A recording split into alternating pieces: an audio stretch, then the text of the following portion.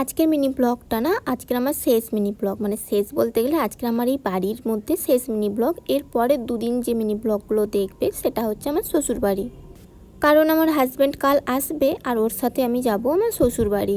আর এখানে আমি সকাল সকাল ঘুম থেকে উঠে একটা নতুন ডিটক্স ওয়াটার বানিয়েছি, সেটাকেই খাচ্ছি একটু হালকা উষ্ণ গরম জলের সাথে।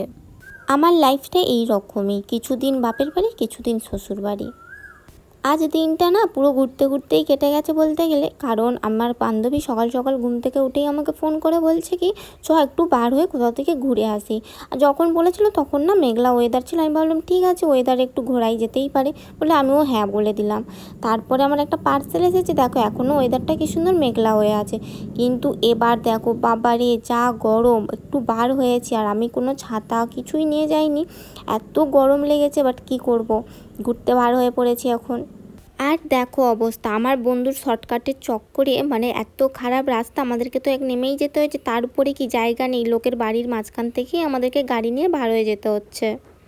আবার কি যখন বলছি কি রে কোথায় যাবি, বলছে কোথায় আর যাবো, এই আশপাশ থেকে কোথাও ঘুরে চলে আসবো তাড়াতাড়ি, বেশি লেট করলে হবে না।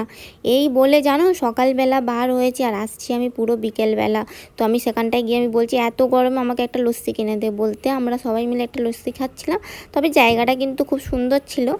এইভাবে দিনটা কেটে গেল, আজ দেখা করছি কাল শ্বশুরবাড়িতে গিয়ে।